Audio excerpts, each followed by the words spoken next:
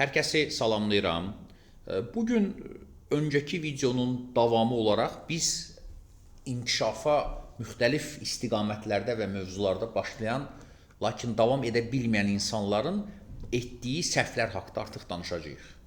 Və birinci mən hesab edirəm səhv bu insanlarda başlayıb davam edə bilməyən insanlarda odur ki, onların inkişafla əlaqədar gözləntiləri yanlışdır və heç bir şəkildə psixoloji baxımdan insanlar dəyişikliklərə hazır deyil. Bunun ən belə sadə və hər kəsin bildiyi bir nümunəsi, lakin insanların tətbiq etmədiyi və haqqında dərin düşünmədiyi nümunəsi odur ki, insanlar düşünürlər ki, dekabrın 31-dən 1-nə keçən andan etibarən insan fərqli olacaq. Yəni, son 12 ayda bir kitab belə oxumayan insan yanvarın 1-dən artıq oxumağa başlayacaq və hər gün 1 saat.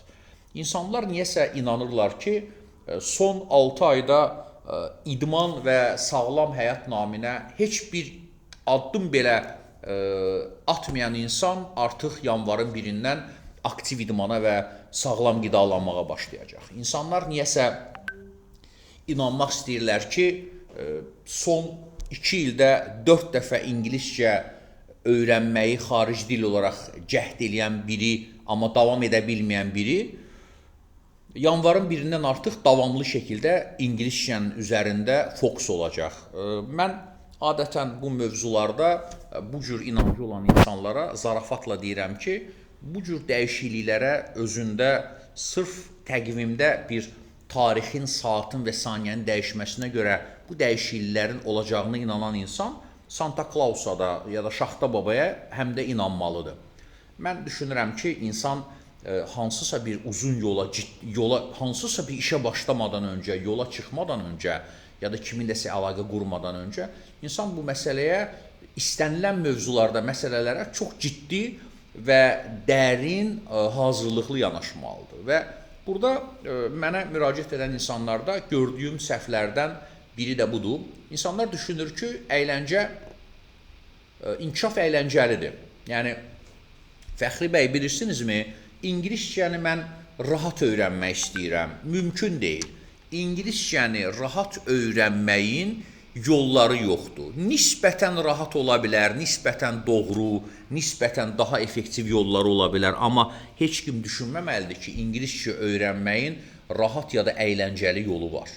Xarici dil öyrənmək, kitab oxumaq və baxış bucağının dəyişdirilməsi ya da dərinləşdirilməsi, bir insanın bədən quruluşu, idman nəticəsində bədən quruluşu, qaməti, sağlamlığını dəyişdirməsi üçün ciddi bir zəhmət lazımdır və burada əyləncədən söhbət belə gedə bilməz.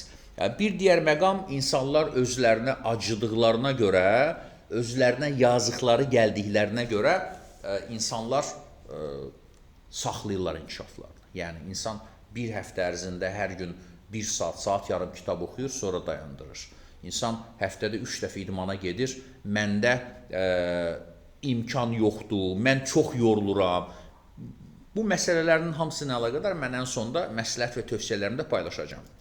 İkinci səhv odur ki, insanlar qəhrəmanlıq istəyirlər. Yəni, dünən və son 12 ayda hansısa bir inkişaf mövzusunda heç nə etməyən insan bugün artıq 300 kiloqramlıq ştanqanı qaldırmaq istəyir. Mənim fərdi mentorluq proqramıma müraciət edən insanlara məhz buna görə məsələlərə çox ciddi yanaşmalarını xahiş edirəm və deyirəm ki, həyatda qəhrəmanlıq yoxdur və kimsə bugün 300 kiloqramlıq ştanqanı qaldırmaq istəyirsə, mümkün deyil. Əgər idman etməyibsə, bədəni və əzələləri, onun sümükləri, oynaqları buna hazır deyil. Amma biz fərdi mentorluq proqramımızda nə edirik? İnsan 30 kiloqramla başlayır, o yükə bədənini öyrəşdirib ağırlığa, tədricən onu artıra, biz 2 il sonra 300 kiloqramı insanı çıxarda bilərik. İnkişafda qəhrəmanlıq yoxdur. Heç kim bir kitabla dəyişmir. Heç kim 2 aylıq ingiliscə ilə dəyişmir. Bir digər məqam, biz həyatdakı reallıqları fakt olaraq qəbul edəcək qədər cəsarətli və müdrik olmalıyıq. Mənim bir videom var, bunu YouTube kanalımda da paylaşmışam, sosial media hesablarımda da var hamısında. Bir gənc mənə yazmışdı bir neçə il öncə ki, Fəxri bəy 350 manat maaş alıram və mən inkişafım üçün nə edə bilərəm? 12 saatlıq iş rejimindəyəm.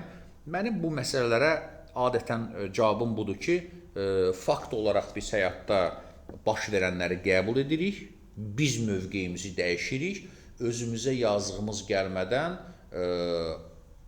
özümüzü əzərək inkişafa məcbur etməliyik. Həyatın acı reallıqlarından biri də budur. Aşırı böyük planların olunması və eyni anda böyük yüklənmə səhvi. Aşırı böyük planlar budur. İnsan dekabrın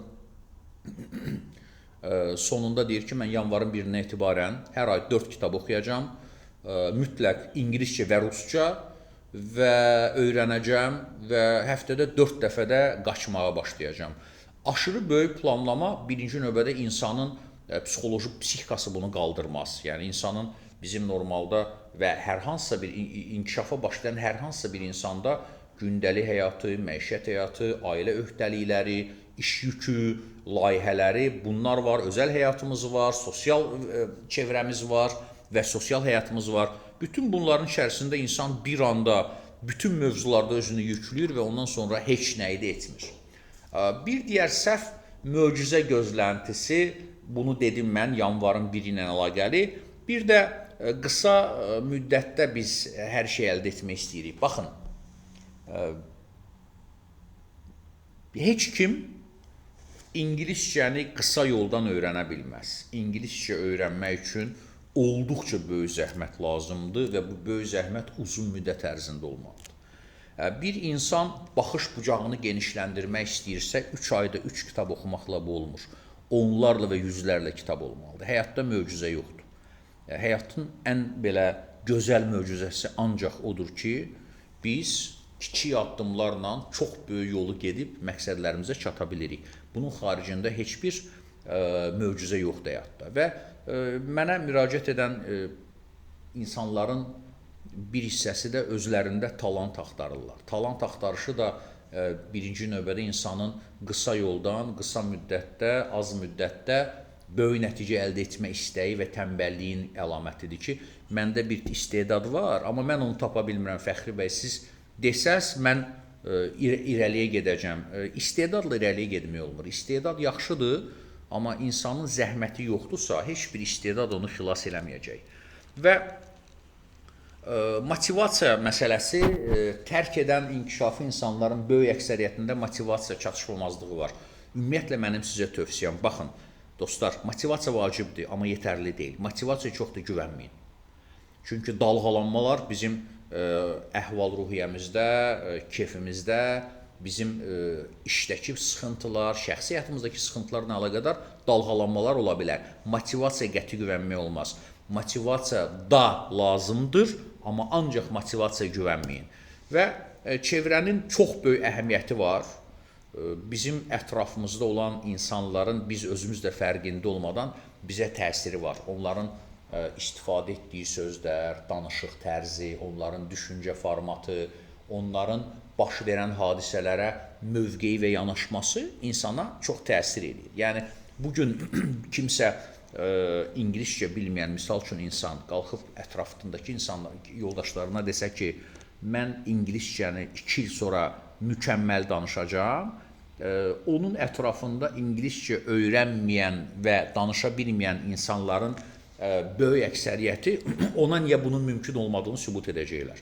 Ona görə mənim çox ümumi baxsaq, bu məsələlərlə əlaqədar gələk birinci hissə, niyə məndə alınmır deyən insanların gözləntilərin və psixoloji hazırlıqların yanlış olduğuna görə o yanlış olması mövzusu ilə əlaqədar mənim məsləhətlərimə.